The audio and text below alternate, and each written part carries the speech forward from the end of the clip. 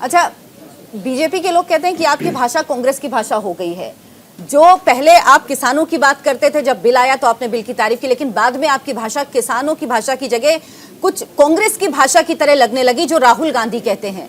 तो क्या मतलब कांग्रेस के साथ आने की कुछ सोच रहे हैं आप? हमने कहा कि राहुल गांधी क्या कहते हैं, राहुल गांधी को ने भूमि अधिग्रहण एक्ट में राहुल गांधी का पूरा रोल रहा है, लेकिन पूरी बीजेपी ने 3000 करोड़ रुपया खर्च करके अपना आईटी सेल लगा कर राहुल गांधी को एक कमजोर दिखाने की कोशिश कर रहे हैं। वो अकेला ही आदमी है जो हाउसमैन के खिलाफ बोलता है।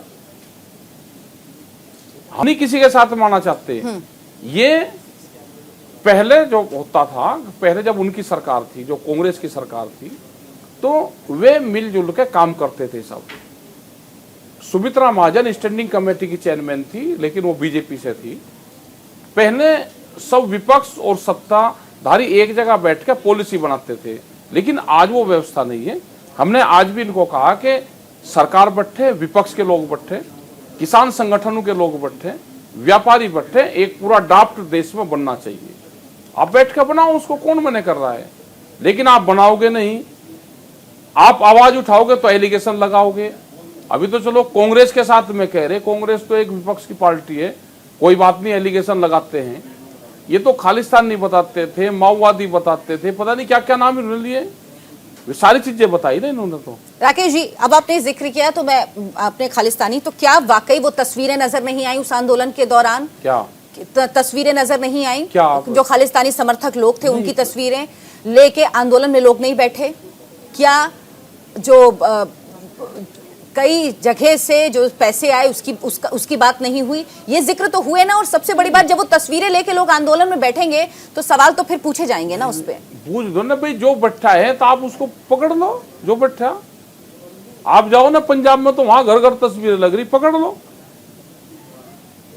आपको नहीं लगा लेकिन कुछ आंदोलन इस वजह से थोड़ा बदनाम हुआ? जो किसानों का आंदोलन था उसको हाईजैक करने की कोशिश भी हुई। कोई किसी ने हाईजैक नहीं करा आंदोलन, ना आंदोलन कोई बदनाम हुआ। ये सरकार और कुछ मीडिया के लोग जरूर लगे हुए थे, आज भी लग रहे हुए हैं, वे आज भी लगे हुए हैं। उनसे कोई फर्क नहीं पड़ता। हम बहुत उनसे झेल खाए। हमने कहा कि 13 महीने की ट्रेनिंग थी, हमने सब ट्रेनिंग अब ले ली। अब कोई ना घबराने की जरूरत, ना कोई एलिगेशन से डरने की जरूरत। हम अपनी बात बेबाकी से अपनी बात कहेंगे और पूरे देश में जाएंगे। क्या ये करतूतें ठीक लग रही जो ये हिंदू मुस्लिम और ये कर रहे हैं? देश की छवि कहां जा रही है आज? आप जाके देखो इंटरनेशनल उसमें, ये देश में यहाँ पे हर धर्मों का पूर्ण रूप से संविधान में हमको राइट्स दिए गए हैं, लेकिन उसको आज तोड़ने का काम कर रहे हैं। उससे छवि खराब हो रही है पूर्ण रूप से। विकास पे काम दो, एजुकेशन पे काम करो, आप रोजगार पे काम करो, जनसंख्या है इसको आप काम दो। वो हो नहीं रहे। वोट चाहिए, वोट की पॉलिसी बन रही है, वोट हमें कैसे मिल जाए, ये देश बाढ़ में जाए, यहाँ का नौजवान खत्म हो जाए, यहाँ का आदिवासी खत्म हो जाए, लेकिन हमको वोट दे दो। हमको सत्ता नहीं छोड़नी।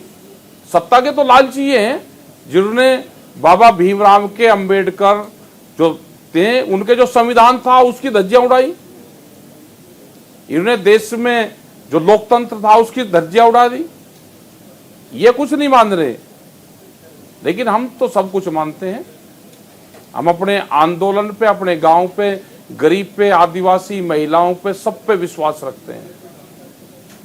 ये देश उन्हीं का ही है, ये देश कुछ लोगों का नहीं है। इन्होंने आन के सत्ता पे कब्जा कर लिया, ये देश उनका नहीं है।